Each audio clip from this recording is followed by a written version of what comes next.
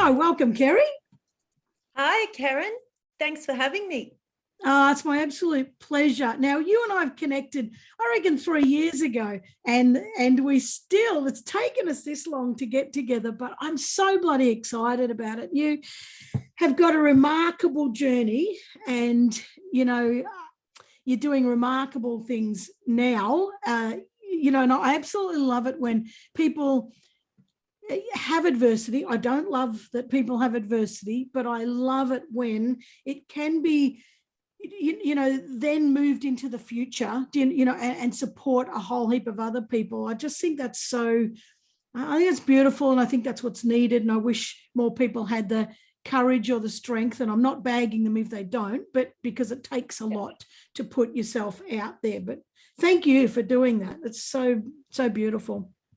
Thank you. Thanks for having me. I'm excited talking to a creative as well.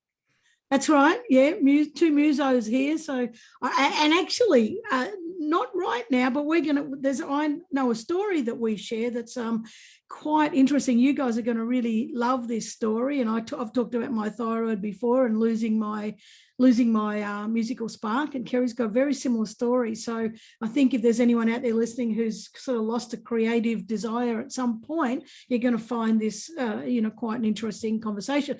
But that's not all we're going to talk about, because you've created Stories of Hope and a number of other things, which we'll cover. But Stories of Hope Australia is, the one of the things that you're extraordinarily passionate about, because you want to bring hope. And give us a snapshot of that, because then I want to ask you about your background and how you got into it. Yeah. Well, Stories of Hope is a passion project. So it's a platform that I started around 5 years ago now. And it came after a very dark period in my life, but one where I just felt like I couldn't stay in that place. And I had a light bulb moment that I had to use my pain for others' gain. And so I realised at that point that I had come out of so much in my life, and that I actually, by sharing those stories, could bring so much hope to other people. So I started this platform at the local Sands Tavern, and I invited two people, a man and a woman, every month to share their stories. And I put that on free for the community. And that has been running for around 5 years now. But when I started it, what I didn't realise was just what it would do for the person that was sharing their story. I just had this massive vision of all these people in our community coming and finding hope, knowing that they weren't alone in their difficult time and that someone had come out the other side. But then I'd have a lot of the speakers would come up to me afterwards, and guys, as well, that have tears in their eyes, and they're like, thank you for giving me a voice. This is the first time that I've ever shared this stuff in public. Wow. So it just had this massive 2-3-fold effect, and just went on to, I don't know, change and help so many people. And that was just something that I loved so much. Wow. There is so much healing power in sharing our voice. And we've often got this a very dodgy belief. Nobody wants to hear what I've got to say. My story is not interesting. And the truth is, it doesn't have to be interesting. It has to just be authentic, and has to come from the heart and from a true place, a true deep place, that's raw, and other people feel that. And even so, it's helpful for people who are going through it or have been through it, but it also connects you to the empathy and compassion of everyone around you. And I think that's critical too, because it's very easy to dismiss another person's pain, if you're not feeling it, or if you're not involved, or you're not aware of it.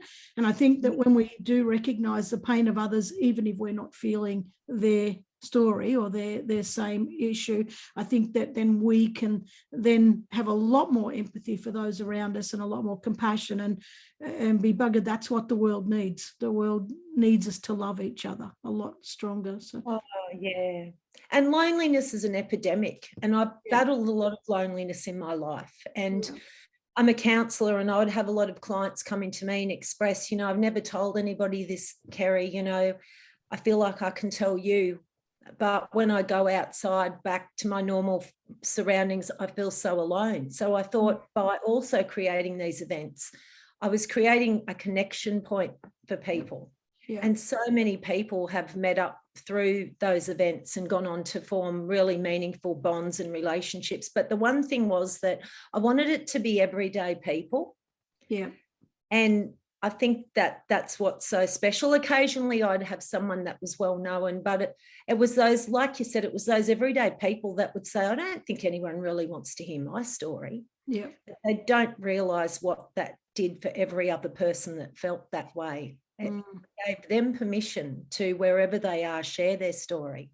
And what it did for the people telling the story. I think it's beautiful. Now, you didn't start, as you said, you wanted to share your pain, or, you wanted to use your pain for other people's gain, which I think is a beautiful selfless act. And I just wish we saw more of that, because if we actually realised that all of us, none of us are perfect, and all of us have some shit going on, and we all put on a mask and we all try to pretend everything's fine, that when you're doing stuff like what you're doing and bringing it out, everybody starts to go, maybe I can be a bit more vulnerable, because really I do have a lot of shit, and I'm scared shitless. Exactly. The human. Yeah.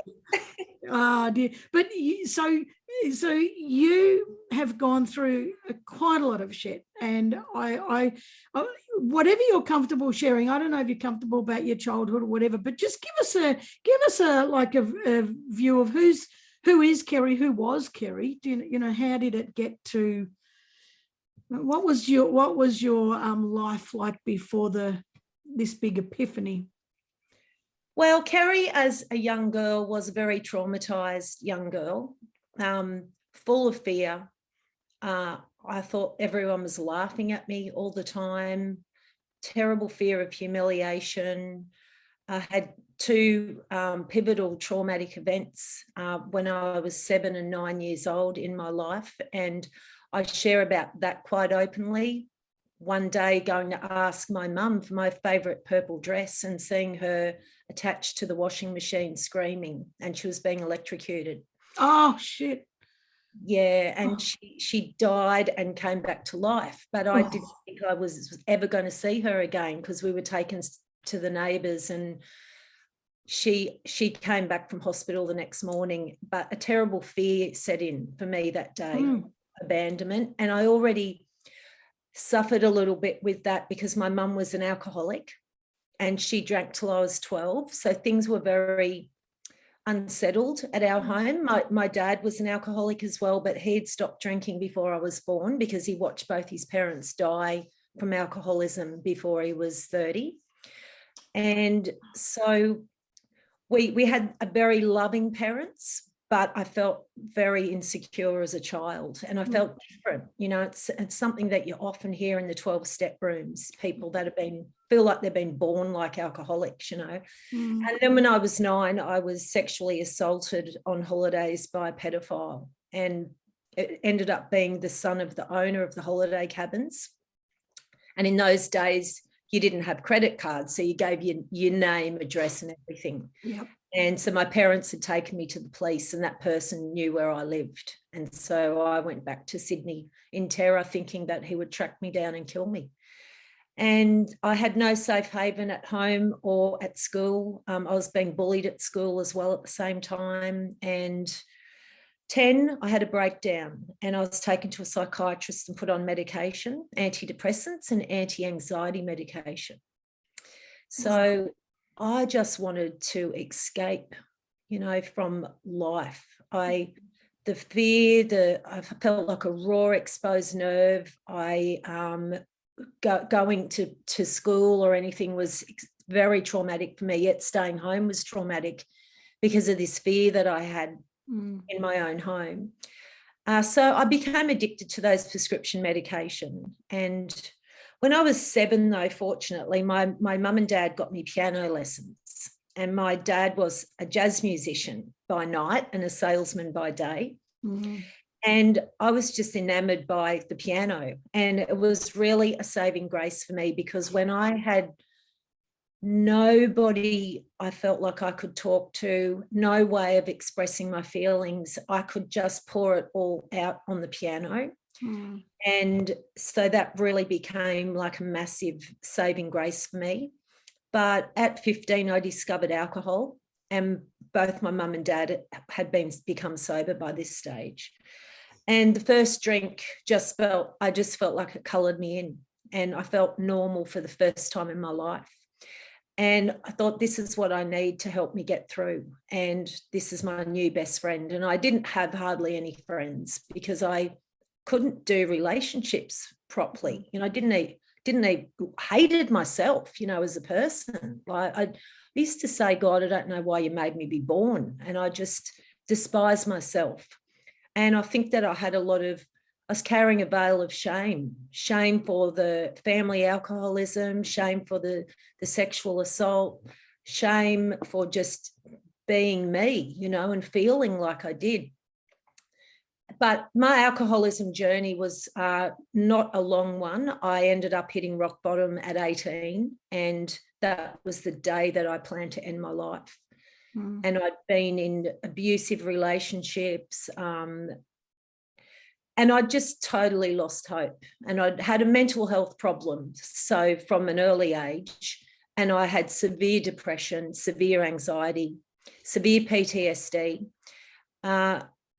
But I heard a voice that day say, don't do it. If you hang on a bit longer, you'll find happiness one day.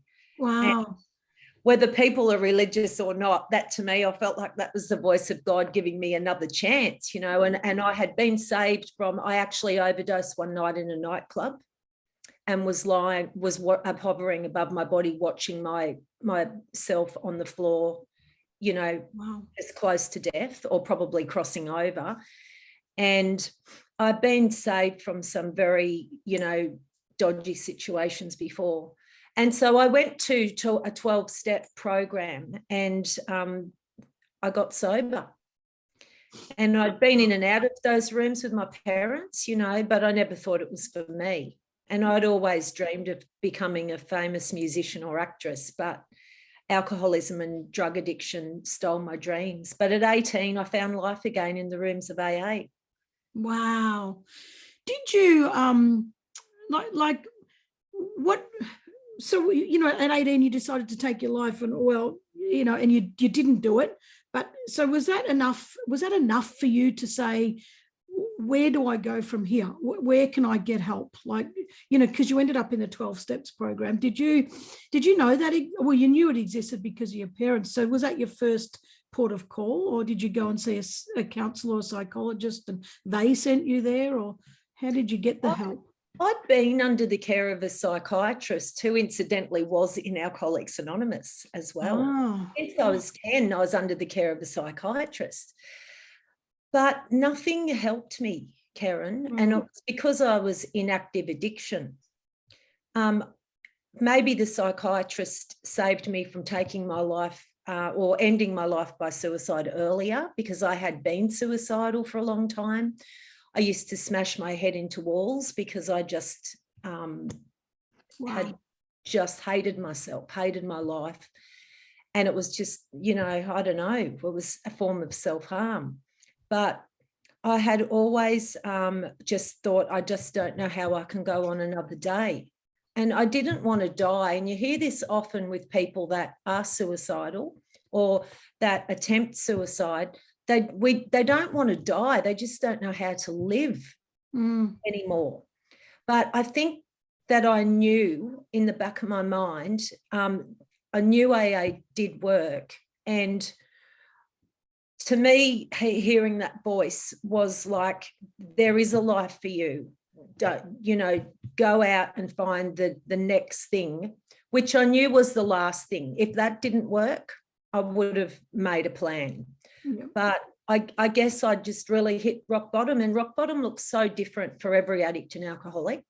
A lot of people that come to me for counselling think that they have to have, you know, had DUIs, ended up in, you know, a psych ward, lost their family, had relationship breakups, and they're definitely all signs and things that someone has an addiction out of control.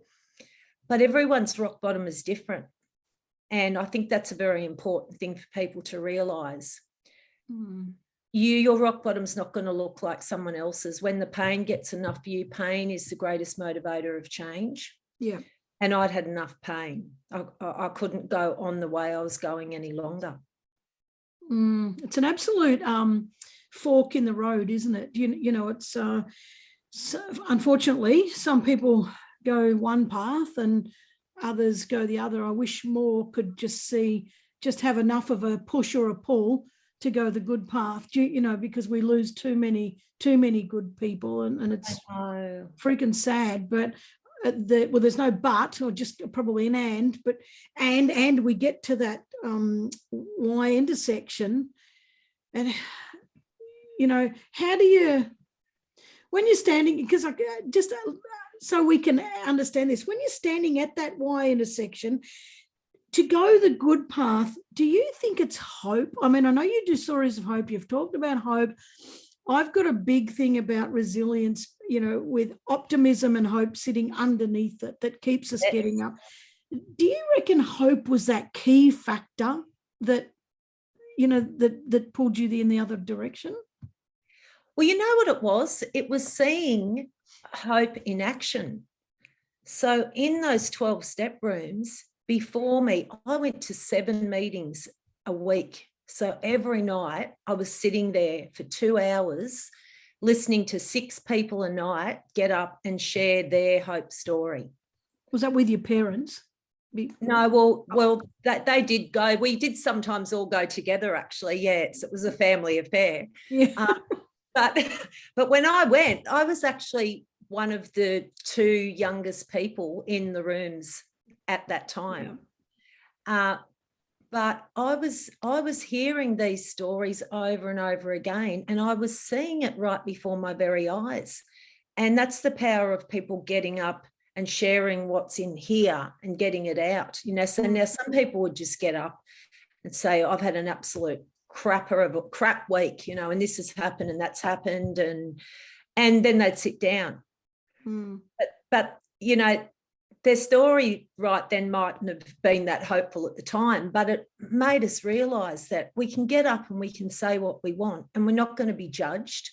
Yeah. And I think that that's a really key thing in society today, that people don't share the dark feelings because they're scared of being judged by people. Yep.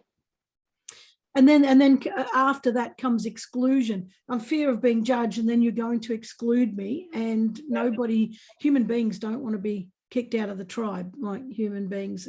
And also when people are sharing their stories too, when they're saying, oh, I've had an absolute crap week, it's also giving permission, isn't it, to say, well, we're human beings, and you know, I might not be having any major bloody transformation this week, but I'm still here, and life is about shit times often, but you can still have a shit week, and you can still have hope for a better tomorrow, hope that next week will be better, and hope that tomorrow will be better. And yeah, absolutely. Yeah. And it's doing life with like-minded people. Yeah. You know, I had to get away from a lot of people that were not good for my life. And even today, you know, I choose wisely who I spend my time with. Yep. Yep. I counsel people for a living, you know, but when I'm in my downtime, I want to be spending time with people that are uplifting for me, and that have the qualities and values that are similar to me, you know, so we can sharpen each other and speak positivity into our lives. I can't afford any pity parties. No, but there's a lot of it around, and there's a lot of toxic people all over the place. And I'm probably going to rephrase that and say toxic behaviours, because rather than labelling individuals as toxic, you know, their behaviour is toxic, and they're very hard to get away from. It takes a lot of strength, you know, for somebody to say that person is really influencing me in a bad way, But we feel then like we're being, well, some people feel like, well, I'm being judgmental if I judge them for the way they're behaving. But at the end of the day, it's about putting ourselves first and being kind to ourselves first. And I know that sounds selfish to some people, but it's not, because we're not good to anybody if we're completely turning rotten because of a couple of bad eggs in a bunch, and I believe every single person is a magnificent human being with so much to offer the world. And I just think that we're surrounded by, behaviors and situations that are just constantly pulling us down into zombie land, and telling us that we're no good. And, we're never, ever turning our lights on fully because of all this. And so I think it's really good to recognize those people around you that are exhibiting that behavior and are pulling you down, and try to remove yourself. And sometimes we can't because they're family or something like that, but we can put in boundaries and say, well, when you're talking like that, okay, well, I've had enough, I'm going to go make a cup of tea. Or we can cut off conversations, or we can question them and say, well, why do you feel like that? Like, what happened that makes you feel like the whole world's shit? Maybe it was just one person that we can kind of challenge them a little bit. And I know not everyone's got the strength to do that, but it would be better if we did, really better. Some people just need to be shown the skills to how to make a different life and how to think differently about things. Yeah. So many people are stuck in, victim mentality mindsets. And, they don't want to be like that. No, but no one's ever probably shown them how to step out of that. Yeah. I agree. And I think that school, what we learn in school, look, it's valuable. We do our maths and we can write and all that kind of stuff. But I reckon there needs to be a whole well-being stream, and there is now, but it's still not bloody good enough. But it about how do we cope? How do we recognize our emotions? How do we deal when we're in a difficult situation? How do we communicate effectively with people? How do we extend compassion and kindness? And I reckon those things need to be part of our learning when we're a kid, because that's when we can be molded, and I don't mean bloody manipulated, but we can be molded to care more and think more. And Margaret Mead has a great saying, we should be teaching kids how to think and not what to think. And I think as a kid, if you learn how to think and you learn about, contribution, you learn about caring for something beyond yourself, you become a far more functional adult, and we don't have all these people trying to be fixed, and I don't like that word, but as adults, it's but anyway, so I want to, you've been doing counselling and a lot of stuff before you started Stories for Hope, and that was the journey you went on because you wanted to help people. Now there and this is not a criticism to others, but there are some counsellors out there and psychologists who have never been through what the person coming to them has been through. But if you've got people that are coming to you through for addiction and all that kind of stuff, and mental breakdowns, or everything that you've been through, do you reckon it has a bigger impact on them when they're talking to somebody who says, I get it, oh God, I get it, I've been there? 100%. And I've had so many clients, I can think of 3 guys in the last couple of weeks that have come to me for battles with alcohol. And they'd been to see, a psychologist or counsellor that had no lived experience in that. And they said that they just didn't get it, and they said it's so important for them to know that the person that they're speaking to for help understands the journey. Yep. And I do think that, look, I think people can help people with knowledge, but I really feel that the most effective treatment for anybody going to see a psychologist or counsellor, the most effective, I think, is somebody who has the knowledge plus the lived experience of what that person's going through. Yep. Yeah, I agree. I think that what we should say, so that we don't get ourselves in legal trouble, is that we should be, the thing is, not every counsellor, not every psychologist or psychiatrist has hasn't lived experience, and we probably shouldn't devalidate them. But no, because they can still be very good and very, very absolutely effective. But I think the key to this is get help anyway. Like, so Get the right help. Go to the right therapist for your situation is more what I'm meaning to say. And I think No, 100%. No, I'm fully with you. But what I'm trying to say is, like, instead of going, oh, they won't get me, or that one doesn't get me, or that one, just start with one. For God's sake, reach out and start with one. And then if that person's not helping you, think, well, okay, who else could then I move to? But I think the thing I don't want people to do is say, I'm not going to get help because I don't know who's had experience. But I reckon you've got to start with someone. You've got to reach out. You have to get help, because otherwise you're just going to go down a bloody slippery slope. But everyone thinks they can fix themselves. But there's a line. I reckon there's a line you cross that you're too far down. That you just don't have the capacity to pull yourself back out of that hole. But I totally agree. I think though, for anyone listening too, I mean, there's a lot of other things out there that just require people to do a quick 1 or 2 week course, and then they're seeing clients, Yeah. People that are really struggling need to go to their doctor, and they need to either get a referral to a psychologist or talk to their doctor about medication. If they've also found a counsellor that they gel with, that's fantastic.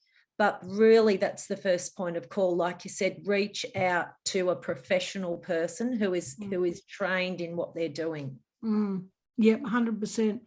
Now, you started also, like, prior to Stories of Hope, you started this Streetlight, which was for homeless and disadvantaged youth. So I can imagine how much they got from that. So tell us about that. Well, that was really interesting because I have always had a heart for people that are down and out in life, having sat in the 12-step rooms for 40 years, people who have hit skid row, sitting, I'd sit down at the Matthew Talbot in Sydney at King's Cross next to homeless people in meetings and stuff. And so I've always had a desire to help those people. But my husband, he had never really had any problems in his life. And I think he would kind of see all this work that I was doing. And I think in a sense, he kind of felt like he was missing out. And so he actually said, you got to be careful what you pray for sometimes. He actually said, oh, please, God, can you give me a heart of compassion? He wanted to know what it was like to be a compassionate person, because he'd never really had the need or knew how to really express that. So all of a sudden he gets this desire to start a homeless, type ministry or setup to help people that were homeless. And I said, look, rather than, just starting from scratch and trying to invent something ourselves, let's go and get on the back of what someone else is doing and help them. And we will learn the right way to go about it. Mm-hmm. So we joined an organisation called Rosie's, and we fed the homeless at Caloundra in a park on Saturday nights. And we just loved that, there's just something so special about connecting with people just for who they are, in their rawness, and seeing the joy that brings. The first night they said, don't touch the patrons. And this one lady asked me for a hug. And I thought, if no one's looking, yes, I'm going to give her a hug, because I couldn't deny that to her, and tears started streaming down her face. Oh. She shared with me that she hasn't been physically touched by anyone or had a hug or any affection was something like about 12 years. Oh, God. And she just hung on like she never wanted to let go. And just physical affection people need physical affection.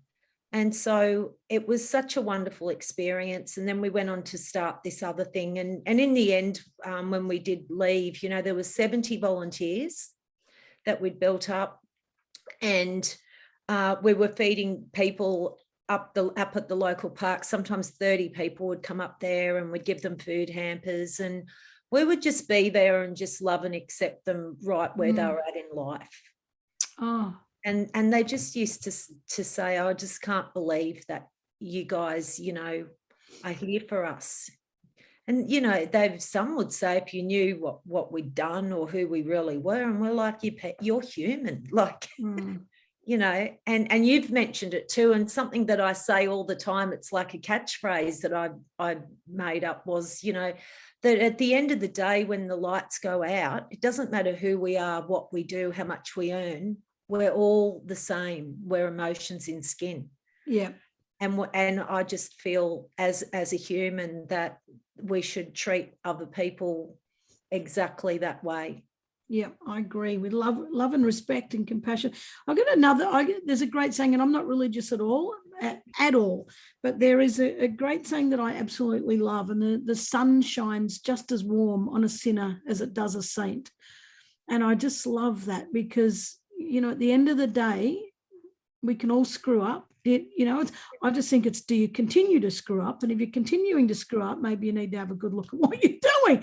But, you know, we do make mistakes, and I think we need forgiveness. But I absolutely love that. And, oh God, that story. That's of that beautiful. woman.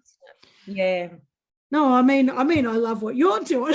Oh. I mean, I love the saying. Oh, I do love the saying. But your stories from that that's just it's so heartwarming. And so there was one night where a guy came up, hardcore drug addict, and told us that he was, you know, off the stuff, and that he needed money for food for his family and for nappies. And you know, we're not meant to give him, you know, anything like that. But so my hubby went over and bought him some nappies, but he actually had gone in the next day and tried to get the money back for the nappies. Yeah. Because he wanted them for the money for drugs, you know. But yeah, so many stories. And, you know, I must say 2 or 3 of those people, their lives went on to transform so amazingly. Yeah. They ended up coming and working for me as a mentor in my mentoring program in the school that I was working at. Wow. I ran a mentoring program, and they mentored some young kids that were going through really hard times. And now families of their own. And there's just so many amazing stories from the people that used to come up to that park. Oh my God, I love that. We should never give up hope on people. We just shouldn't. You know, it's I sound like an old bossy boots. We should and we shouldn't, and you know. But at the end of the day, if someone doesn't draw the hard line, no one will. So we shouldn't give up on them. End of story. 100%. We don't want people to give up on us, do we? So we've got to treat people how we want to be treated. Yeah, you hear that a lot, but it's so true. Yeah, absolutely. Now, tell us about your musical journey, because, you know, you mentioned before about I said at the start, you know, there's something in common, but you also said about playing guitar. And I think that piano. Piano. What am I? I'm doing my own. I'm dreaming out the window, thinking about my own guitar. Piano. But it's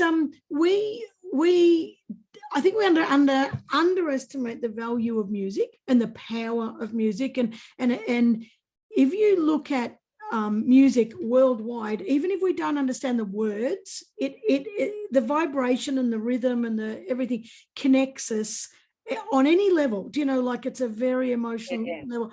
And there are a lot of people who have got I'll just say issues, and I don't mean that in a bad way, but just stuff going on.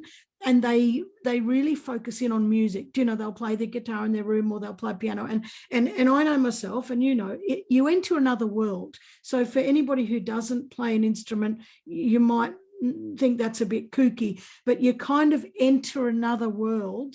What do you call it? A cone of euphoria almost when you sit. So all the endorphins are released when we're playing. When you're actually participating in an activity, more endorphins are released than if you're sitting there just listening to something. Well, then everyone should get it. See, I'll do it. Should again. Go. You should all play an instrument. Go. When you were young, you know, that was hiding your pain. It was keeping. And as you got to 18 and you went through your 12-step journey and everything. Did you continue to play piano then, or how did it pan out through your life? It did. When I was in 6th class at school, I did 5th grade piano, and I had missed a bit of theory, like one year of theory, because the practical, I was much better at the practical, because my dad had taught me improvisation, and my dad and I used to jam together all the time. So it built an amazing connection with my father. And we'd do that every weekend. So when I went to high school, I went to a Catholic girls' college, and the nuns wouldn't take me because my theory was 1 grade behind. And my dad and mum said, "We'll jam them." And they went out and found, at the time he was really famous, he was a singer named Sandy Scott, but they went out and found his piano player, Kevin McMullen, if you're listening, and he was one of the best jazz piano players in Australia, and they got me lessons off him. So right through my addictions, my mum still drove me to that piano lesson, and I think I might have had 6 months off or something, but he said to me at 16, "You are absolutely fantastic." And he said, "You've got a career as a professional jazz musician." Wow. He said, "I really want you to go to the conservatorium when you leave school." And I said, "I've got a better plan than that, Kevin, because we know best at 16. I'm going to actually go and get a job for a year, and I'm going to save really hard, and then I will be able to have some money to support myself through the conservatorium." Well, my addictions just went out of control and stole my dreams, and I never ever got to the conservatorium, and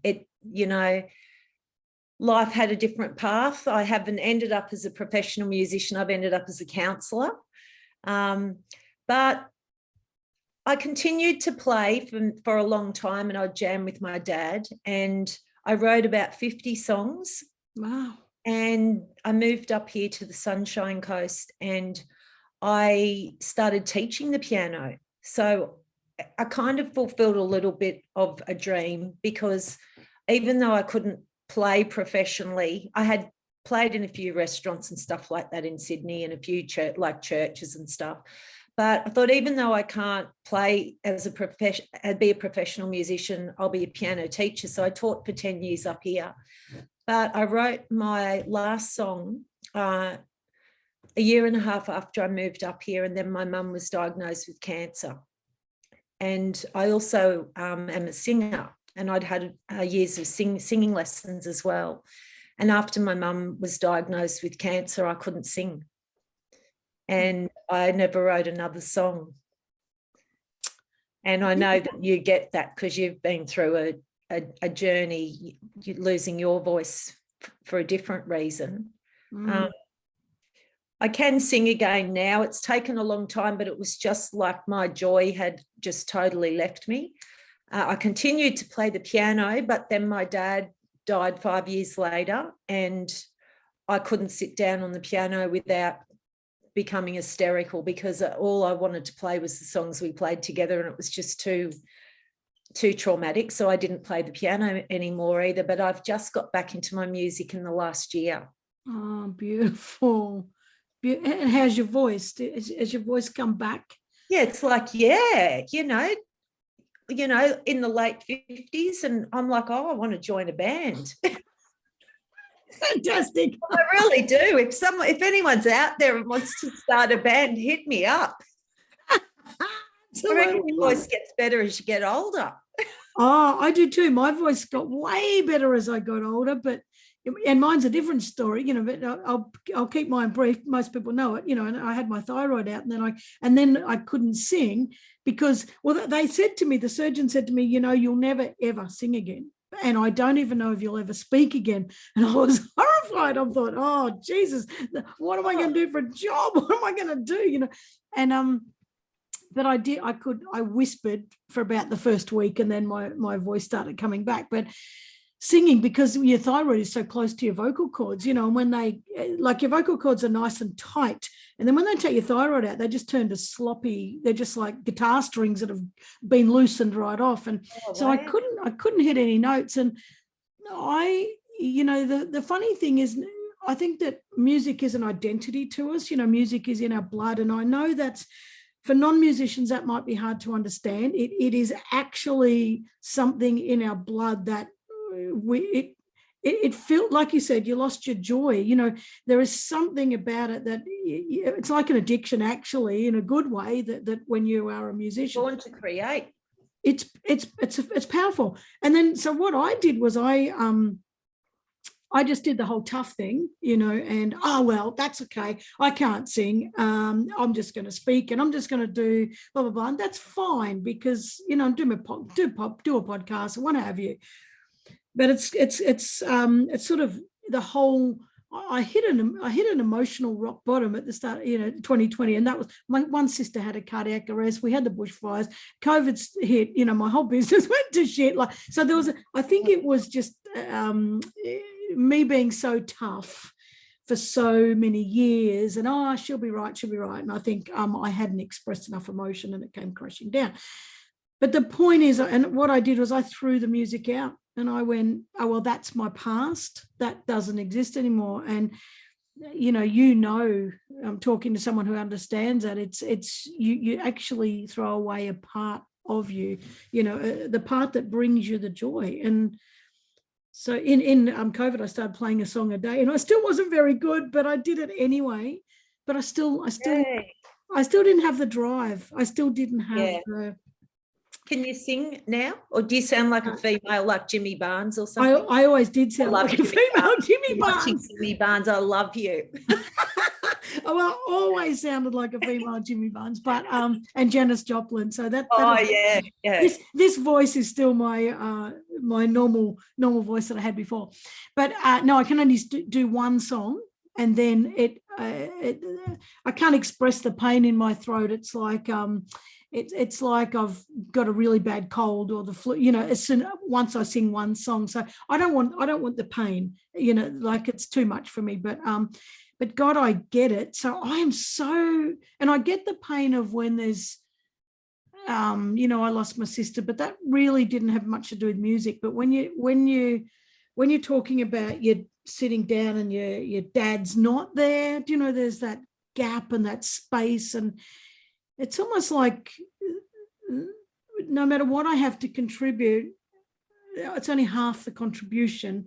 And I can't, you know, there's that saying, it's another religious saying, when two or more of you gather in my name, I am there, you know, call it God, call it anything. It's just this energy when two people get together, and then when there's three, it amplifies. And so when you're sitting at the piano making this music, there's this bulk energy that comes in a ton, and half of it's not there anymore, you know. So I get the pain.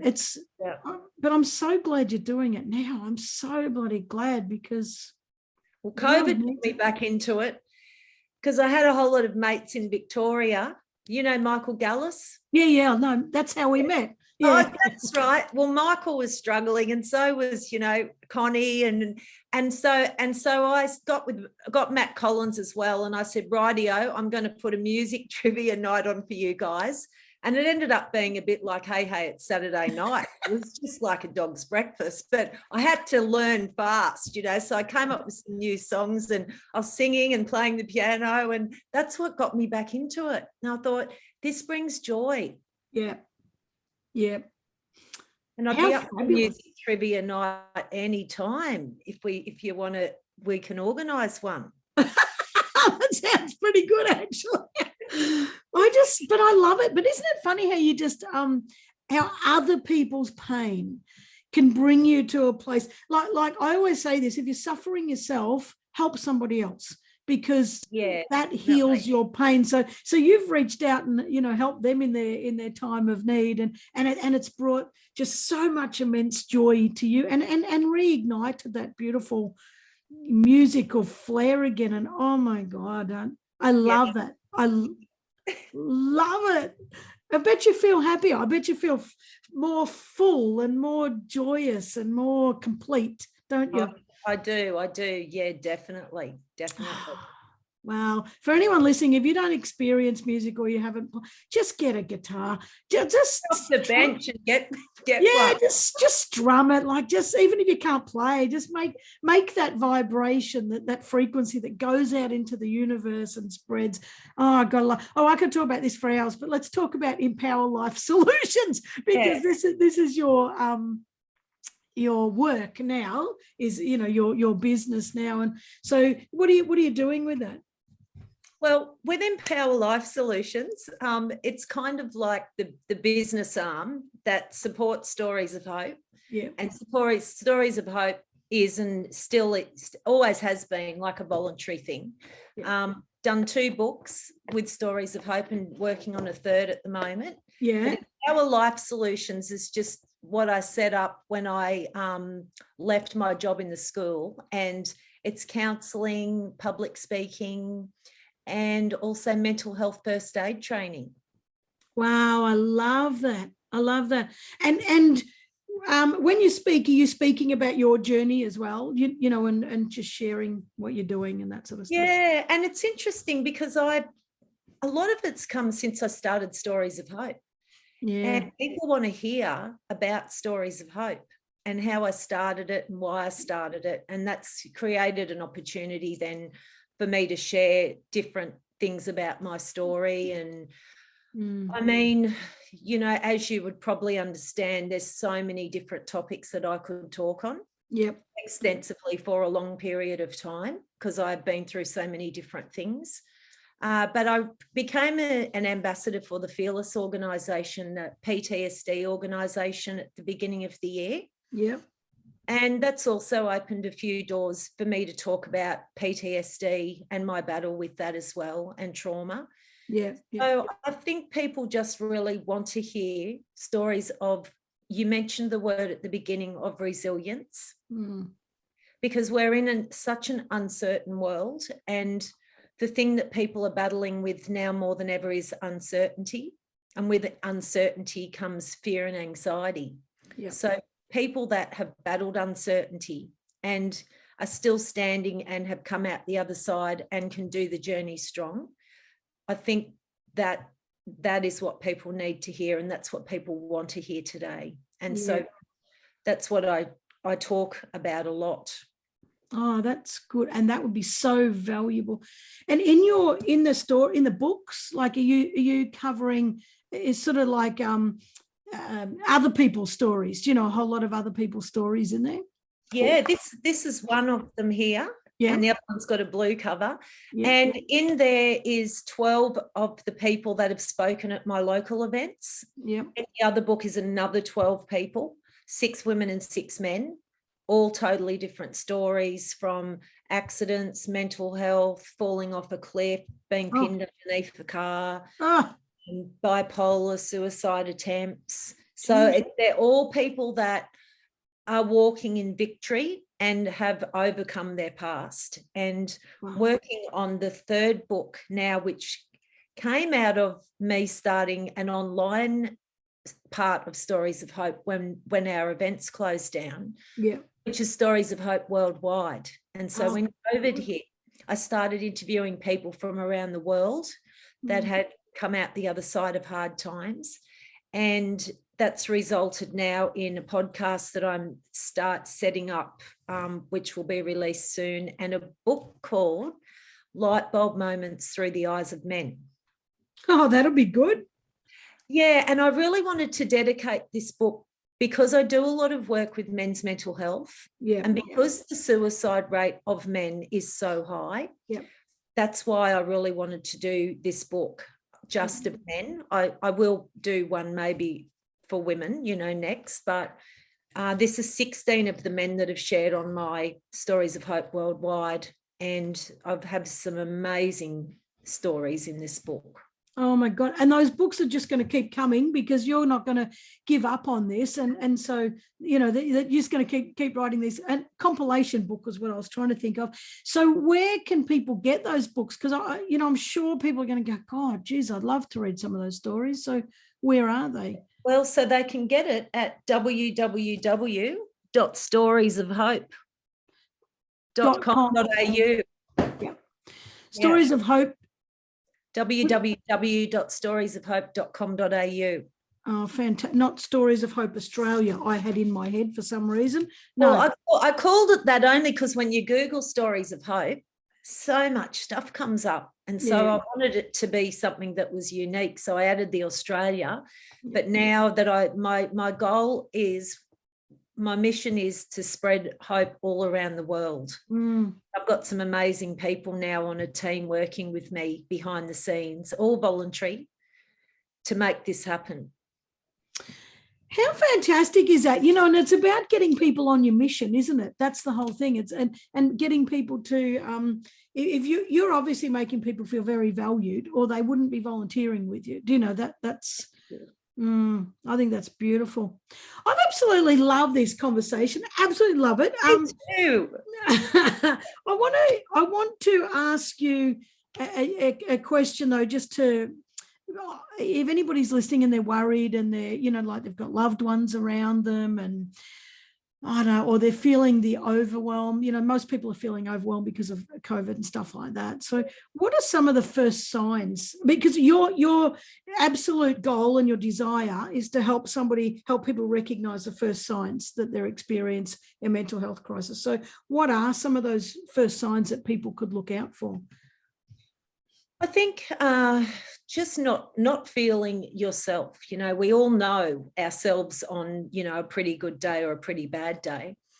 But if consistently over even a 3 or 4 week period, someone is feeling like below a 5 out of 10, like sadness or increasingly angry, frustrated, not being able to cope with the small things in life that they would usually cope with, maybe not wanting to go to work, pulling out of events, pulling out of your usual social calendar, pulling away from people, wanting to sleep more, poor appetite or eating just too much, and I don't mean that, but sometimes people just eat too much and they don't want to look after themselves anymore, becoming disheveled and not wanting to shower. All these things are things that we talk about in the mental health first aid course too, as signs that maybe we're not doing so well. So the asking yourself the question every day, out of 10, how do I feel? With 10 being really happy and 0 being not. And if it's continually 5 or under, then I would suggest going and seeing a doctor and just having a chat about how you're feeling, because anything under 5 is a concern. Over a consistent period. Yeah. Because we all have the days when we're, when we all have the days when we're, feeling a 2 out of 10. We have those days, but consistently after 2 or 3 weeks, if it continues. Do something. And write it down. The statistics show that people that write down how they feel or talk about it, you got to get it out of being here. So writing it down, if you don't feel like you can immediately talk to someone, is a massive start, but talking to somebody that you feel comfortable with is vital to get the right support and the right help. Yeah. And I think even the act of writing it down, you look back at it and you go, shit, that's not right. That's not good. Yeah, ringing Lifeline or Beyond Blue or Headspace. Headtohealth.com.au is a government website which has so much information on depression and anxiety and how to get help as well. Yeah.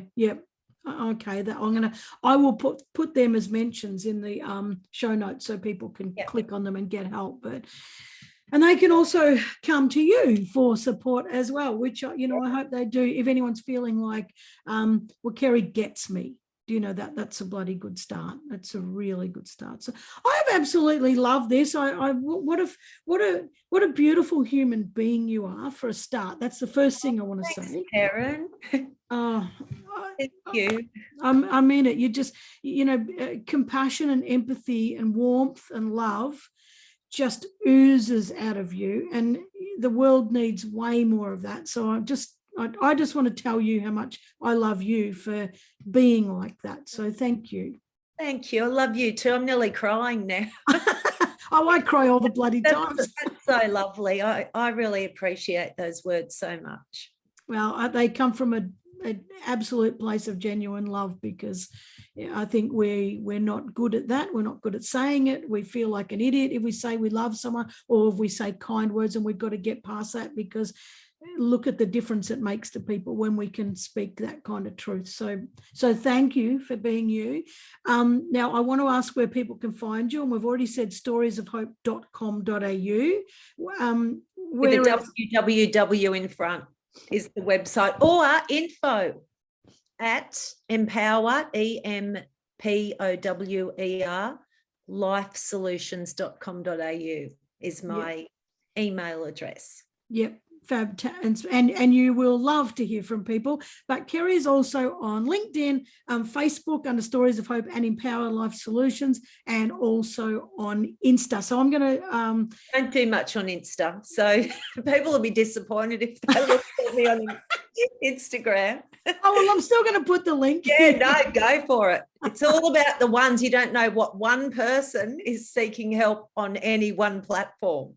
And I can tell you from experience that some days you think nobody's paying attention. You know, you might not get any reactions. And that's why I say don't get on social media looking for reactions, because I can have on my Facebook, on the Get Off the Bench page, I put the podcast up and hardly get any reactions whatsoever. Yet I get tons of messages telling me how they've listened to this podcast or that podcast, you know, and it made a difference. And they, you know, and people start following all the people that, you know, so people are listening, people are watching, people are paying attention, and people need to hear your message. So that's a good lesson for other people listening. For Christ's sake, post from your heart. Just post from your heart. Don't worry about the reactions. Just put shit out there. And I don't mean shit. Put your stuff out there, because somebody is watching. Somebody's watching. Kerrie, I have loved this. You just, I'm not going to say it again. Well, I'm going to say it again. You're fucking beautiful. You're just absolutely wonderful. Thank you so much for your rawness, your honesty, and just for your vulnerability and caring so much about people, that you're willing to really put your heart out there and make a difference in the world. I'd so appreciate you joining me. Thank you, Karen. It's been an absolute pleasure. No, you're beautiful. All right, hopefully I'll meet you in person soon. I know, right? Yes. But I think I have to come up to you because it's warmer. Are you in Melbourne? No, I'm 3 hours out of Melbourne. Oh, right. Yeah, you have to come up to the Sunshine Coast. Yeah, get warm. It's bloody cold here. But Thank anyway, you, we'll make it happen. But thank you so much, Kerrie. Thank you, and bye, everyone. See ya. See ya.